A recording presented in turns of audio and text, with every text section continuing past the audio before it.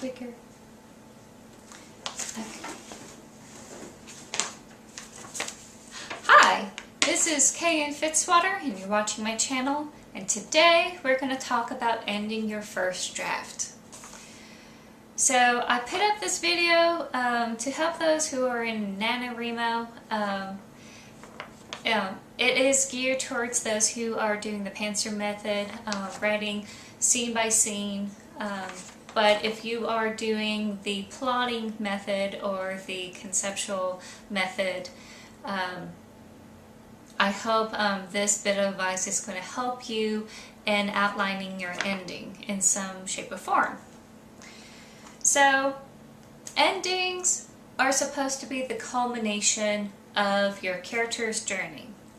From the beginning, they have been stuck in this rut, and they have to break out in some shape or form into this new idea or this new perspective on life. And they have to create some changes because of this new idea and this new perspective. The ending is supposed to reflect them being completely transformed by that new idea, philosophy, or habit. And they are fully immersed in this new identity or this new truth. If you want to know more what I'm talking about, I mentioned about this in the character arc as a roadmap. Go ahead and check that out in case I'm losing you in all this lingo.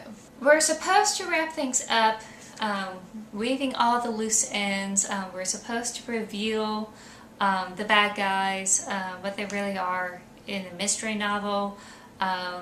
We may not have a personal duel if it is an action/an adventure. For the romantic comedy, they are supposed to have one last final interaction with their loved one where they finally come together or not. It really depends on how you do your book. So, when do you start thinking about the ending, and when do we start writing the ending in your story? Some people start thinking about the ending near the beginning of their story. I never had this experience yet. When I was doing this Pantser method, I tend to start thinking about the ending at least after halfway through the story. I have a good sense of what the ending should be when I was 2/3 into the story. So, if you're still in the very beginning of your story and you haven't reached to a point where the character is starting to take on the new way of doing things or obtain that one nugget of truth that's going to help change the story, just keep writing. You will eventually get there, and you will eventually discover how to wrap up your story.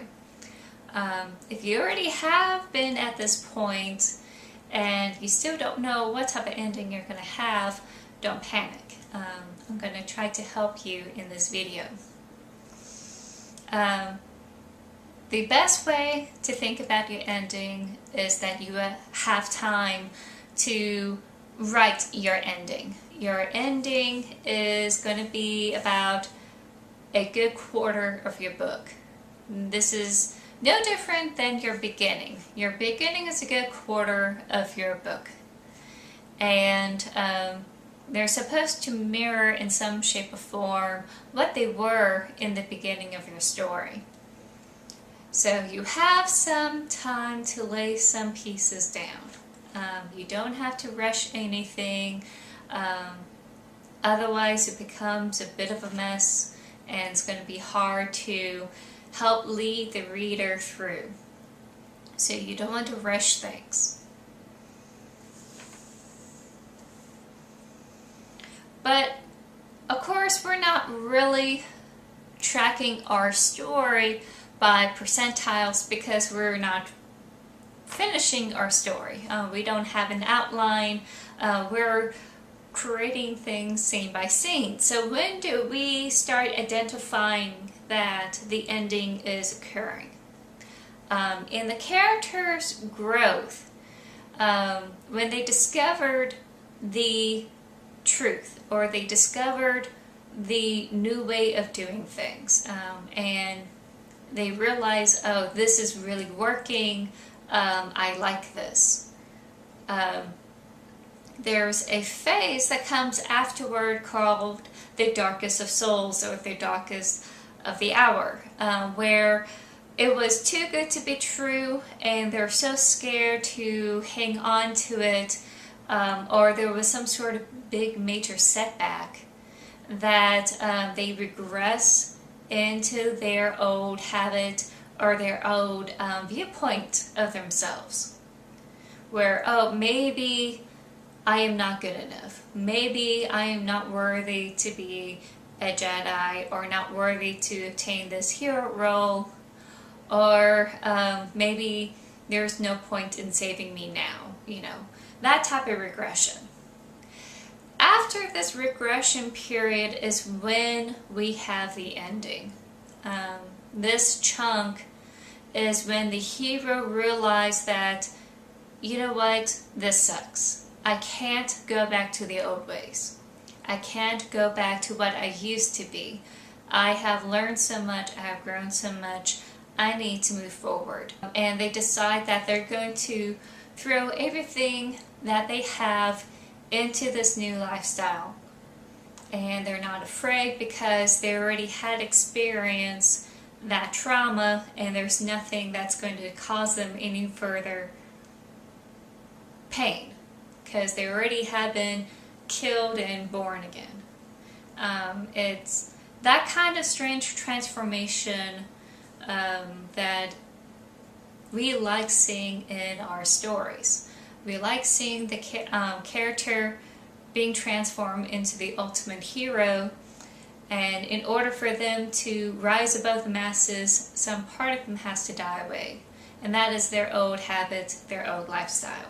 That's when the endings start. It's after, oh, this sucks phase, after they had that pep talk with their friend to get a new perspective of things, have their butt kick into rear that, oh, I gotta do things because this really is bad and I can't stay moping around all this time. There are different type of movements to help guide your character into the ending. And one of those movements is the setup.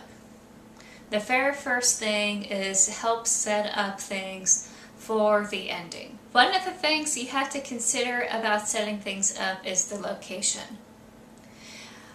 The location is almost as important as the location in the beginning of your book. This is one of the great opportunities you could use to help contrast where they were. For Luke Skywalker, he was on Tatooine, which is a desert planet. It's very barren. And at the end of the story, he's in this beautiful, lush planet that has all these trees, and he's on this rebel base. He's in the thick of the action. Whereas in his old home, he was just playing these little toy figurines, hoping to be part of the action. So there's a nice contrast there. So that's one way you could do for the setting. The other way you could do for your setting is think about, this is a familiar territory that requires change. It could be a familiar territory to the characters, where they're going back home. It could be a familiar territory to one of their friends, using Luke Skywalker as an example. It was Princess Leia's territory. This is the rebel base, the home base. Another thing you can do, which is normal in fantasy books, is the villain's territory. This is their domain, this is their setup. So you could have that location. That requires change. Usually the hero has to infiltrate, pass through all these villains or these minions and, cannon fodder, so that way they could stop the big baddie from doing the evil magical ritual or, activating the self-destruction machine. Depending what type of genre you're in. For the mystery, you have to think about the house where the murder mystery took place.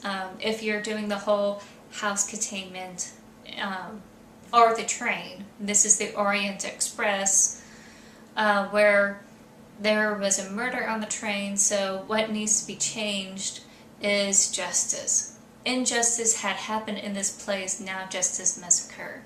Whatever works for you, one of the major things you had to consider is the location. Because the next step is how you're going to get everyone there. That's the next thing you have to consider in your setup. This is where we start seeing the whole planning phase, where everyone is around this table planning what they're going to do, how they're going to infiltrate the big baddie, and how they're going to get past everything. No different in the classic, well, I can't say classic because it's not a classic. In the first Captain America movie, that's what they did. They were around this table and they said, we can't just knock on his door and just barge right in. And Captain America said, why not? We're going to do just that. So a little bit of glory and guts on his part. So the characters are going to think about the logistics. They're going to plan how they're going to get in. And it's going to be based on the information that they know. And then you could start showcasing the obstacles they have to overcome in order to get there. They have to improvise on the fly for what little information that they have, because time is of an essence. Also, think about what your antagonist is doing. As your characters are planning to infiltrate, you have to think about your villain planning to go through their major master plan and how they're going to prevent them from coming in. What do they normally do to go about their plan? This is their familiar territory for the most part. They're going to do things that are familiar to them. Just finally pushed to this point that they're in the corner. So just think about what the villain's going to do now they're in the corner. After the setup, the character is going to deal with the initial onslaught of this territory. Whether it's sneaking around on the base, or clashing swords in the middle of the battlefield, or dealing with people blowing up in the detective's face when they revealed some information that they had garnered during the investigation. This is the initial onslaught of them going through this territory that they must change. They're going to meet some resistance. They're going to deal with things on the fly because they aren't going to know every single detail. They're not going to know all the numbers in the base. They're not going to know all the secret trapdoors in this castle, etc. They're going to do the best they can with the information that they have. And they are just going to go at it with all the strength and the abilities that they have garnered. After they survive the initial onslaught of the adversary that they receive, they're going to realize, okay, things are progressing pretty well. Things are doing great. They are finally able to take charge of the matter and really start kicking butts and taking names. After that scenario, they receive a bit of a setback. So far we have the planning, the whole setup, them surviving the onslaught, and then they have a bit of a setback. So in a fantasy battle showcase, this is the Rohan showing up to help Gondor dealing with the orcs. They survive the clash of swords in the battlefield, but they're starting to win the day. Things are looking great for them. And then they have to deal with the men from the east with the elephants crashing in on their party. At first, they're going to do things what they are used to do that had always worked for them. And then they realize that's not working and they have to adapt. That's the fantasy context over the fantasy battle. You have to deal with the setback where they're going to try what kind of works, and when it's not working, they're going to improvise. For a romantic comedy where they're chasing their loved one down in the airport, or they head to the airport, probably breaking the speed limit, and they have the whole police chasing them. They break in through the airport security area trying to chase after their loved one, and they're probably tackled by the security guards, and now their reputation, their job, everything else is at stake because they broke the law. And now they're sitting in the TSA office and they're wondering whether he's a terrorist or not. So that is the setback you can do for a romantic comedy, if you so wish. Once they finally are able to improvise from the setback, it gets personal for the villain. This is when you start showcasing the one-on-one duels between the villains. Between the villain and the hero. So, for instance, in the Luke Skywalker Star Wars New Hope, he's dealing with the Death Star. They have a bit of a clash with the TIE fighters. That is the onslaught phase. They finally got a hang of things, and Luke was able to help out taking care of the TIE fighters. And when it comes to his turn to do the run, there has been a setback. His best friend was killed. And he has to learn to let go of the mechanism that's trying to guide him, that's not working for everyone else, and just use the Force. That's him improvising from the setback. He started using the Force to help him, guide him to do what he needs to do, which is to blow up the Death Star. In another Star Wars movie, you have The Force Awakens, where Han Solo had passed away. That is the setback that Rey has to go through. So after the setback, after they were able to overcome the setback, it becomes personal.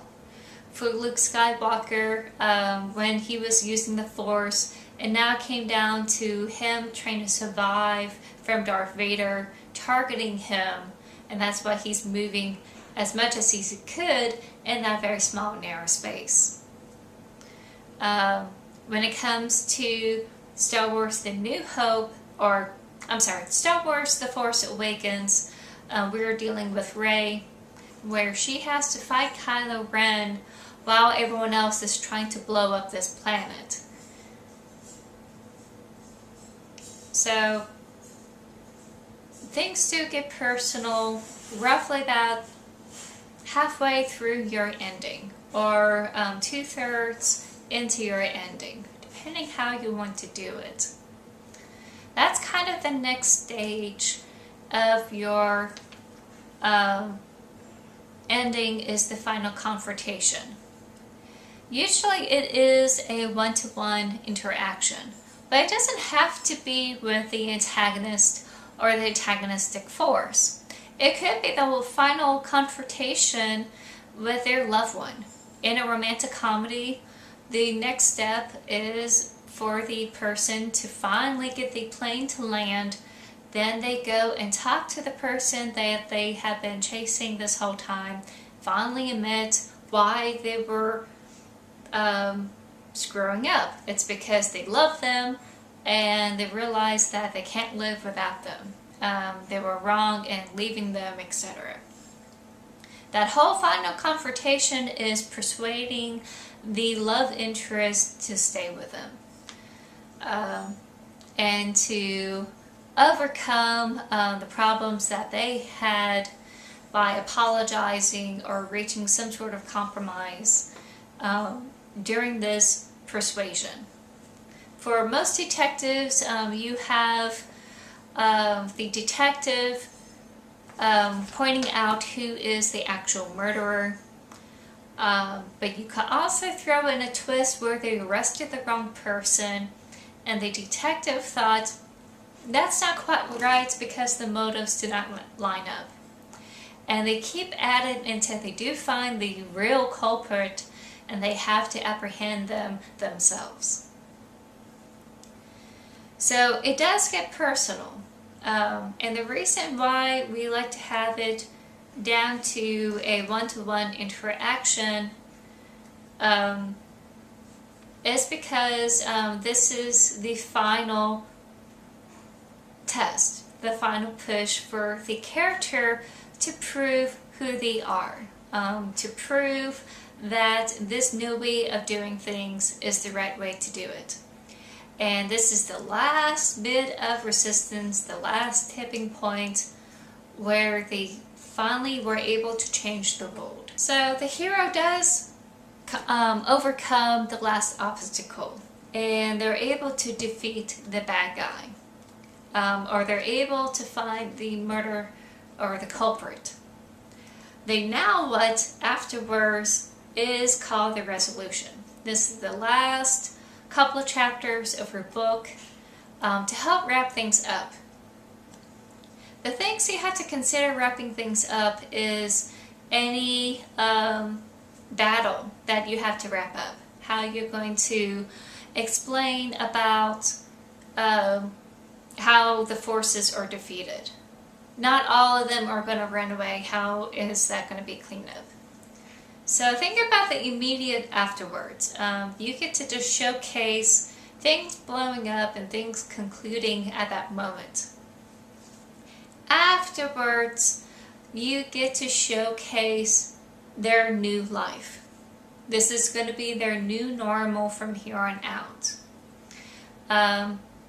If you're doing a series, be careful not to start this next book here. Kind of have the last note of the story, the last emotion. What type of emotion do you want to go for? Do you want to go for a celebration? Do you want to go for a more somber note where they honor the dead? Do you want to have it where it is a quirky, whimsical one where they're able to apprehend the bad guy? Now it's just business as usual where they go to the cafe. Or is it more of a steamy one if you're doing that type of note? And last but not least, if you are doing the next series, you can have an epilogue where it does do a hook that leads to your next book. If you haven't figured out what your next book is in your first draft, that's okay. That's all for editing.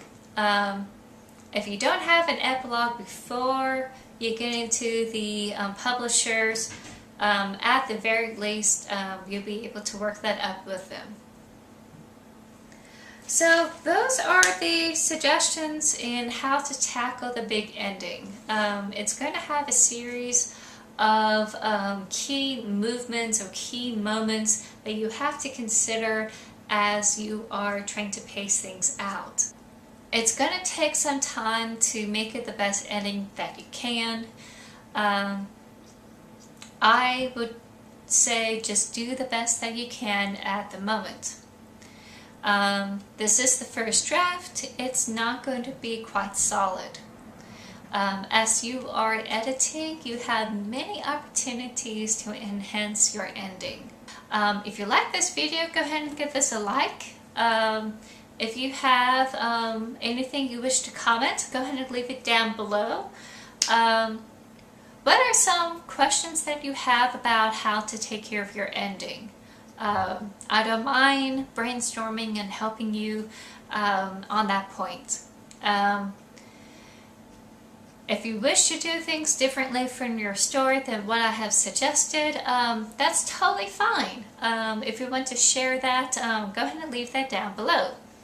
Go ahead and subscribe to my channel. I have several videos that I have posted from the past year and a half, or I should say a year and a quarter.